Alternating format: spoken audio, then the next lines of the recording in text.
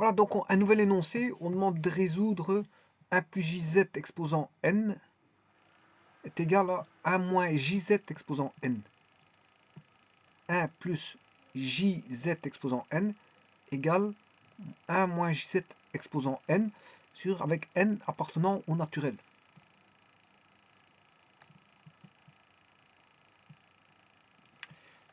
Bon, la première chose à faire, c'est de traiter 1 plus jz et remettre tout au même dénominateur.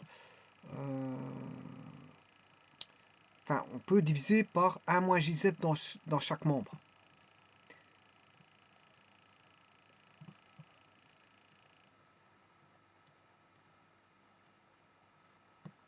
Donc on prend le membre de gauche, on le laisse tel quel, et on divise par 1 moins jz exposant n.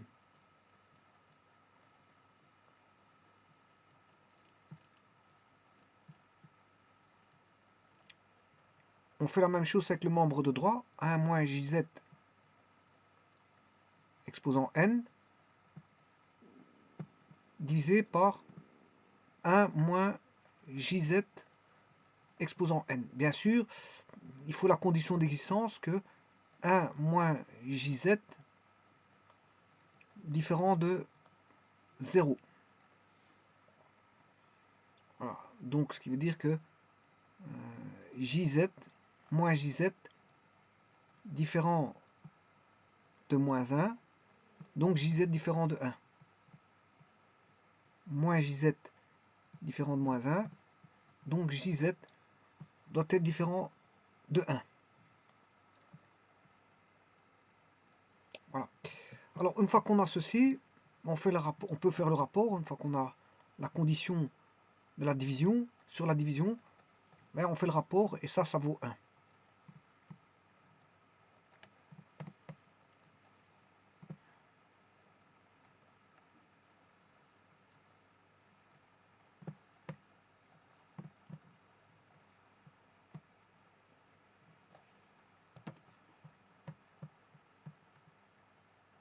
Alors, un numérateur exposant n sur un numérateur exposant n peut faire, suivant la loi des puissances, les règles sur les puissances, ça revient à dire qu'on a un quotient. Ici, on a un numérateur exposant n sur un dénominateur exposant n. Mais ça revient à faire un quotient exposant n.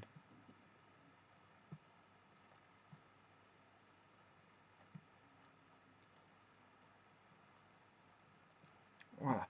Alors, si je pose le nombre complexe z est égal justement à ce rapport 1 plus jz sur 1 moins jz, eh bien on se rend compte qu'on a z n exposant 1. Et ça, ce sont tout simplement les racines énièmes de l'unité. Ce sont les racines énièmes de l'unité. C'est-à-dire qu'on recherche z qui est égal à n epsilon p. N epsilon p, bien sûr, n appartient au naturel et p est un naturel qui vaut 0, 1, 2, 3 petits points, jusqu'à n-1, donc il y a n racines énièmes et n seulement. Il y a n racines énièmes et n seulement. Alors, vous voyez qu'on part de 0 à n-1, il y en a bien n. Donc, p varie de 0 à n-1. Donc, on va rechercher, si vous voulez, les racines énièmes de l'unité. Bon. Alors, je m'excuse. Alors, maintenant, j'ai exprimé grand Z en fonction de petit z. Maintenant, je vais exprimer petit z en fonction de grand Z. Donc, on a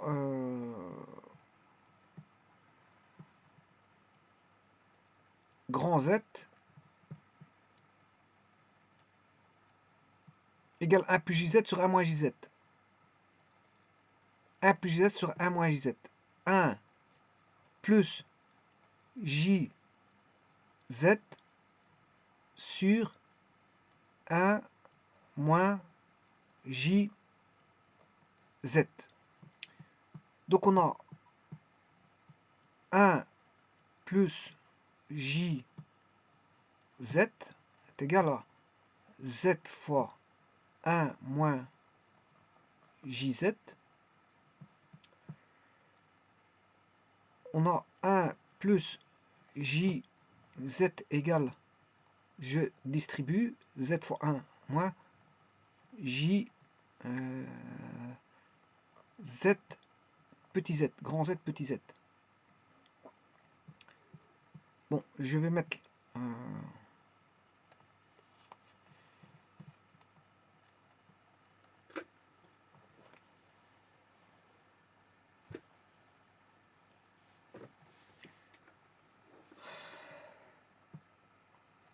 1 moins z égale,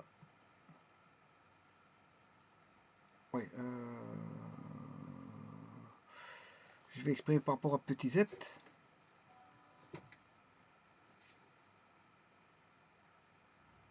Donc je vais 1 moins z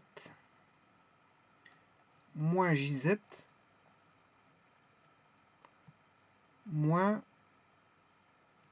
z jz égale à moins z j plus z.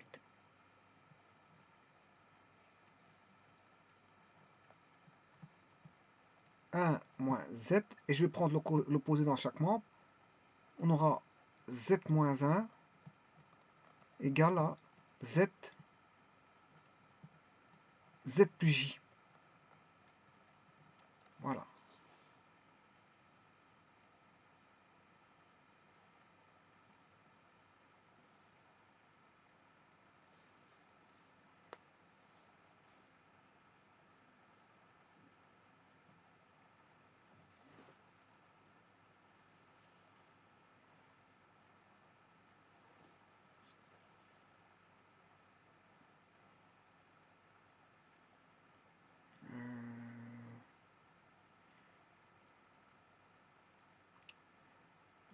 Z, oui, Z petit z.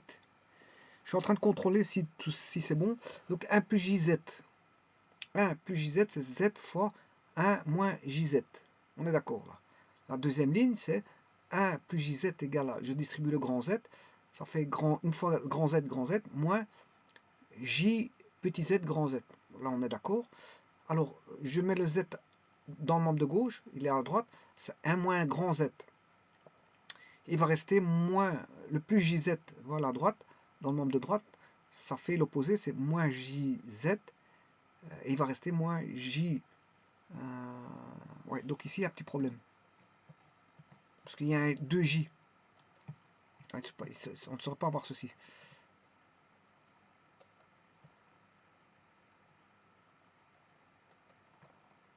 Non. Donc là, il y a un petit problème. Je vais mettre le moins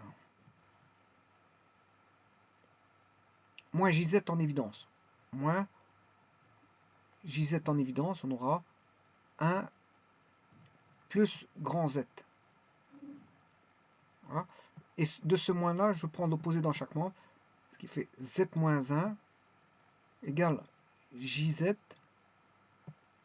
fois z plus 1. Voilà.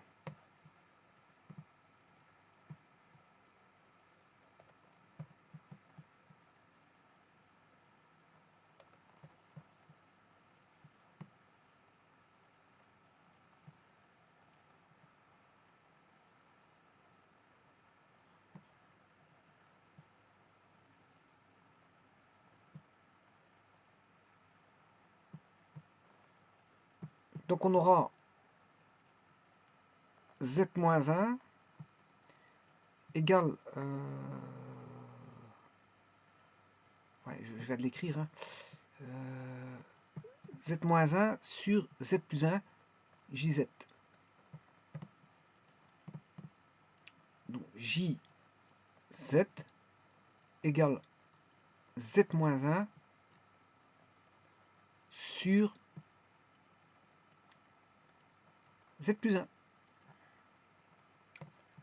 Voilà que vaut JZ. Alors, je vais multiplier par le conjugué.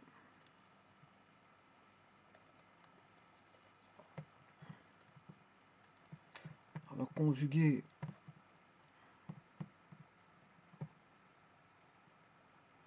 c'est de ceci, c'est Z bar plus 1. Z bar plus 1. Z bar plus 1.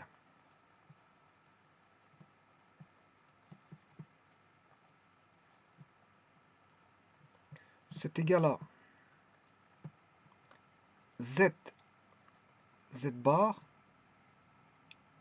plus Z moins Z bar. Z bar plus Z moins Z bar. Normalement, je vais avoir 4 termes. Z bar plus Z, je l'ai. Oui, et il reste moins 1, bien sûr. Moins 1.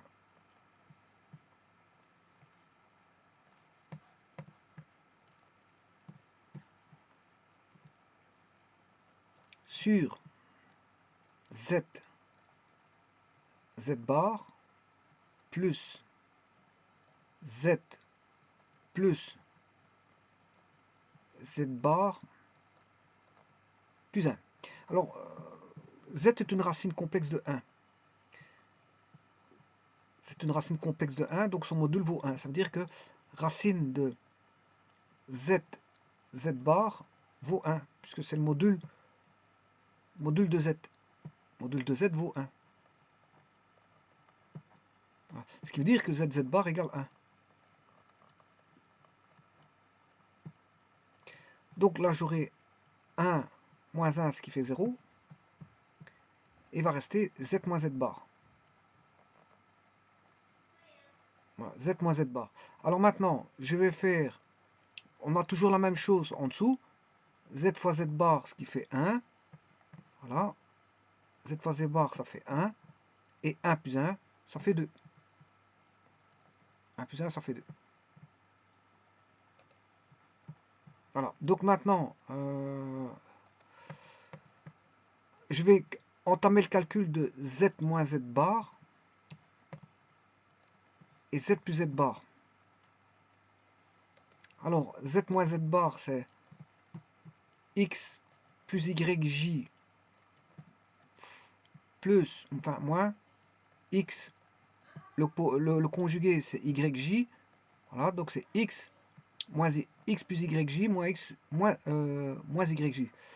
Donc on aura X moins X, ça tombe. YJ moins par moins, ça fait plus.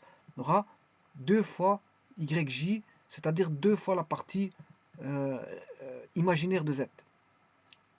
2 fois la partie imaginaire de Z. Bon, c'est 2 fois la partie imaginaire de Z. Avec le J, hein, bien sûr. Avec le J. Bon, le J, je peux le mettre maintenant. Il s'avère que j'ai pas envie de le mettre maintenant. Bon, ça c'est pour Z moins Z bar. Maintenant, on va calculer Z plus Z bar. C'est X plus YJ plus X moins YJ. Voilà. Donc on a X plus X, ça fait 2X. Donc c'est 2 fois la partie réelle. Donc ça c'est 2 fois la partie réelle de Z. Ouais, ici c'est grand Z. Hein. Voilà. 2 fois la partie réelle de Z. Voilà. 2 RE grand Z. Hein. Tout comme ici, c'est pas petit z, c'est grand Z.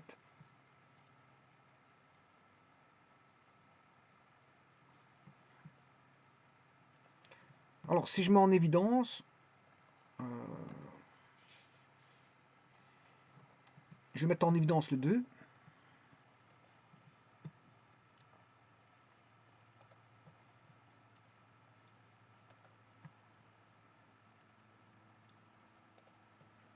Il va rester imaginaire de Z sur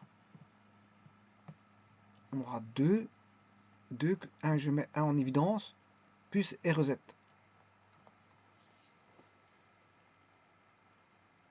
Voilà.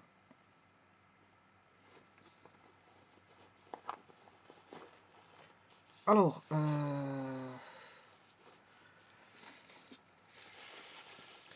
bon, ici, ce que je vais faire, je vais quand même mettre le J, l'imaginaire. Je mets le J d'imaginaire. Comme ça, je vais le simplifier avec celui-ci. Là, maintenant, il n'y a plus de J. C'est fini, il n'y a plus de J. Donc, il n'y a plus de J. Et je peux écrire que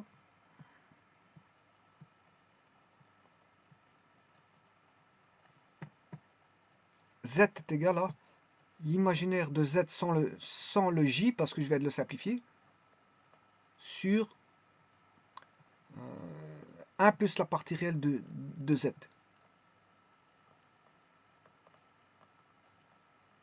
Alors, je vous rappelle que Z, c'est un complexe, c'est une racine énième de 1.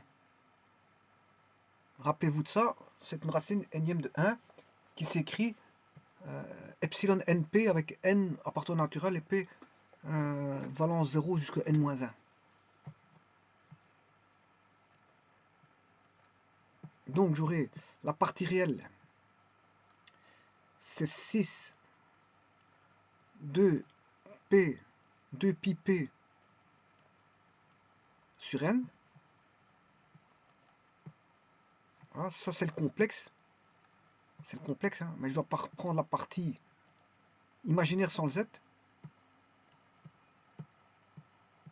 Sans le j, je m'excuse, l'imaginaire sans le j. Là, je dois prendre la partie imaginaire de z qui vaut ceci. Hein. C'est l'imaginaire de z. Z, c'est ceci. C'est l'imaginaire. Z égale à ça. Voilà. Sans le j, parce que le j était simplifié, je vous rappelle. Alors, et en dessous, c'est 1 plus la partie réelle de z. Mais z, c'est 6 2π p sur n. Alors, prendre la partie imaginaire, c'est prendre le sinus. On a sinus de pi p sur n.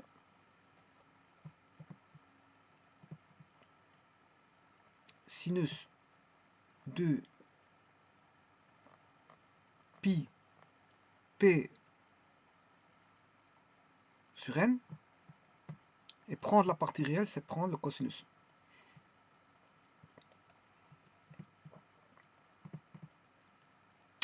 Cosinus de pi p sur n. Alors, sinus de ça, c'est 2 sin à cos. Donc on aura 2 sin 2pi p divisé par 2, ce qui fait pi p. On a pi p. Voilà. 2 pi 2 pi p divisé par 2, ce qui fait pi p sur n. Alors, ça c'est pour le numérateur. Alors pour le dénominateur, ben, c'est 1 plus cos 2a. Ça fait 2 cos carré a. Donc on aura 2 cos carré. 2 pi devient pi parce qu'il faut diviser par 2. Hein, c'est l'angle simple par rapport à l'angle double. On aura pi p sur n. Voilà. Et bon, à partir de là, je peux simplifier. Et on se retrouve avec grand Z qui vaut ceci. Grand Z vaut ceci. Mais grand Z, c'est aussi sinus. Bien sûr, ici, je peux vous dire tout de suite que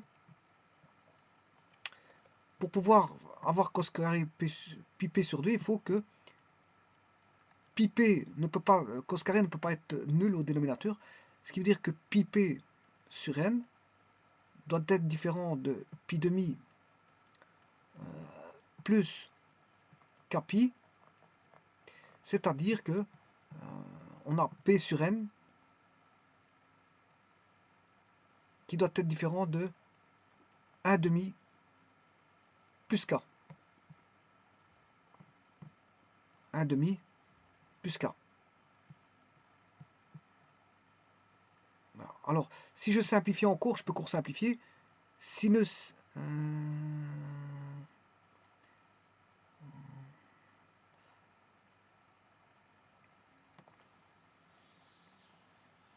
Ici, j'ai oublié 2 sina cosa. Hein. C'est 2 sina, j'ai oublié le cosa. Cos pi p sur n. C'est 2 sina cosa. J'ai mis que le sinus. J'ai mis que dans 2 sinus 2a vaut 2 sin a cosa. Voilà, j'ai écrit le sinus, j'ai écrit le 2. Voilà, j'ai simplifié le 2 avec le 2 en dessous du dénominateur, mais j'ai pas écrit le cosa. Ben, voilà, je l'écris. Alors, en faisant ça maintenant, je peux simplifier.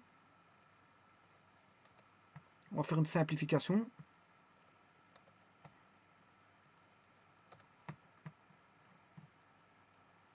Voilà. On va faire la simplification. Alors, cosinus pi p avec cos carré pi p, ben, on n'a plus de cosinus au numérateur et on n'a plus que un cosinus au dénominateur et non plus un carré. Alors, sinus pi p sur n sur cosinus pi p sur n, ben, c'est tangente pi p sur n. Voilà, donc on a tangente pi p, je m'excuse, pi p sur n. Voilà que vous êtes. Avec la condition sur la tangente, mais je l'avais déjà fait sur le cosinus qui était au dénominateur. La relation, elle est là. La condition, elle est là. Et donc, ça revient à une discussion sur la condition.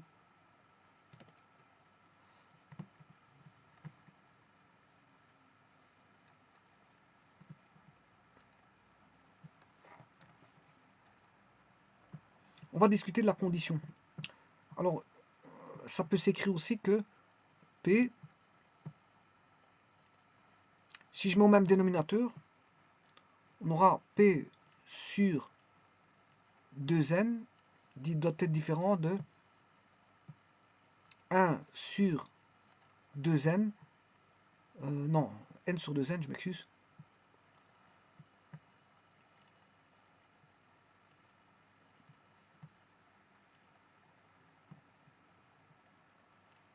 N sur 2n plus K 2n sur 2n.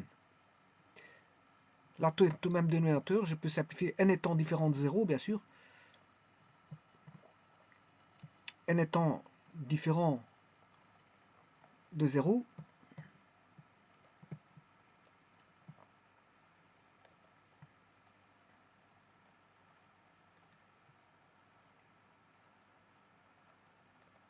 Et on a la relation suivante, que voici. Alors, je vous rappelle qu'est-ce que c'est que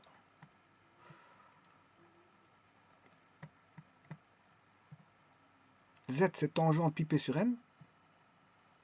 Voilà que vous êtes. Le P doit être différent de n plus 2.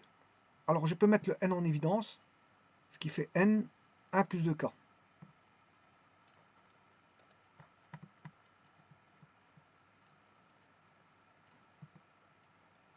Voilà. Alors maintenant, on peut discuter là-dessus. Bien, le P égale 0. Et on n'aura jamais 0 ici. Hein, parce que n doit être différent de 0. Si j'ai fait une division par n, je ne peux pas avoir 0. Voilà, donc ça, normalement, on doit le rejeter parce que n doit être différent de 0. Parce que j'ai divisé par n. Dès le moment où vous divisez par n, n doit être différent de 0. Voilà, et pour avoir 0, ça voudrait dire que P vaut 0.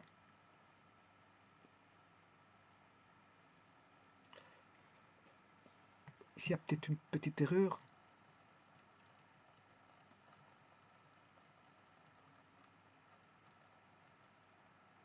Oui, en mettant le même dénominateur, j'ai oublié de faire ça. J'ai oublié de mettre 2. Voilà, 2, parce que c'est 2p. Hein, 2p. C'est 2p. Alors, quand vous simplifiez par n, bon, j'ai bien dit que n doit être différent de 0, hein, parce que je divise par n. Voilà.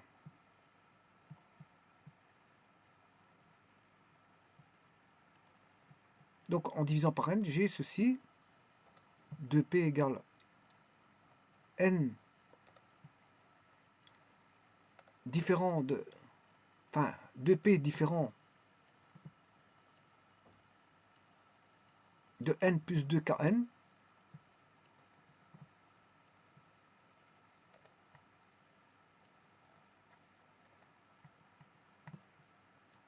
Alors, si je mets n en dividende, j'ai 1 plus 2k. Voilà. Alors, n est différent de 0. Je rappelle que k, normalement, k appartient à z. Que p, n appartient au naturel. Et que p vaut 0 jusque... Normalement, il ne vaudra pas 0 parce qu'apparemment, si n doit être différent de 0, bon, pour qu'on ait 0, il faut que 2k...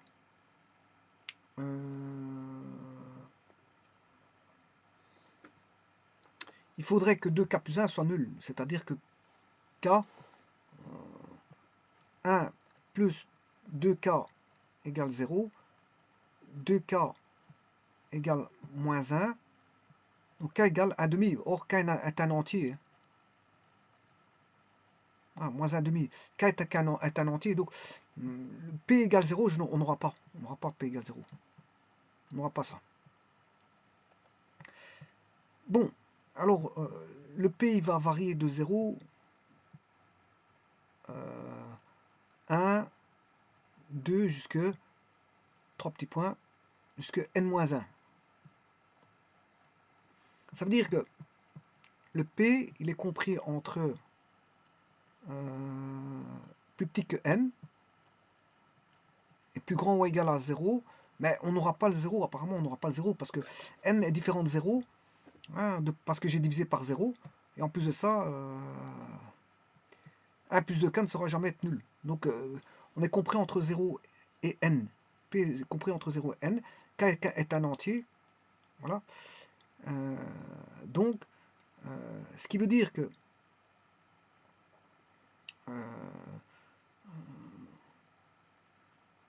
pour que pour avoir n ici, pour avoir n, mais il faut que voilà.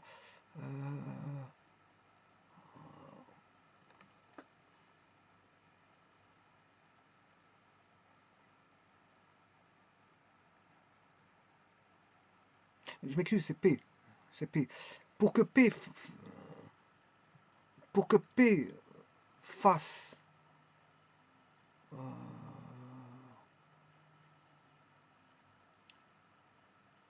cette valeur-là, il faut que celui-ci fasse 1 déjà. Voilà. Et c'est valable pour k égale 0. C'est la seule valeur qu'on peut avoir pour k égale 0.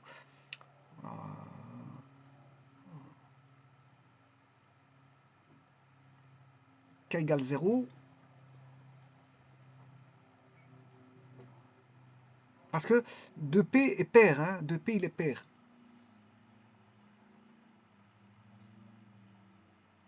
2P est pair. Et en plus de ça, bon, je peux pas avoir le P est compris entre 0 que je ne prends pas parce que j'ai pris n différent de 0 et je dois prendre n différent de 0 et il est plus petit que n. Voilà. Et pour avoir quelque chose plus petit que n, en fait, on n'a pas trop le choix avec 1 plus 2k. Hein. K étant entier, voilà, ça voudrait dire que k voudrait 0, et là on aurait une fois n. Une fois n.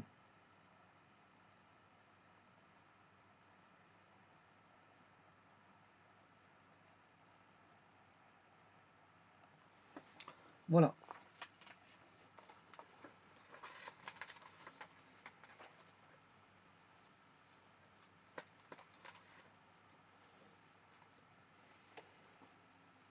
Donc, 2p est pair, hein, parce que bon, un nombre multiplié par 2, c'est toujours, on va dire, pair.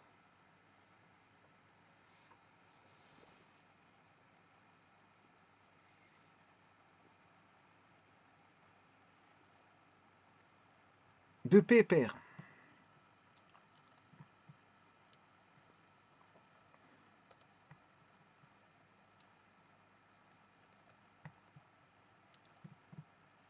Deux p est pair. Donc, si n 2p est, 2p est toujours pair. Bon, pour que ce soit vrai, bon, je vous ai dit ici, on n'a pas trop le choix. C'est comme si on avait 1. 1 plus 2k. Le seul cas possible, c'est, bon, k égale 0, ça fait 2 fois 0, ça fait 0. Il reste plus 1, ça fait 1. Il reste 1. Donc, il nous reste ceci. Alors, quand est-ce que c'est vrai si n est impair? Bah oui. Pourquoi? Parce que un nombre pair est toujours différent d'un nombre impair. Donc, ça, c'est toujours vrai. Toujours vrai. C'est toujours vrai ici. Si n est impair, c'est toujours vrai.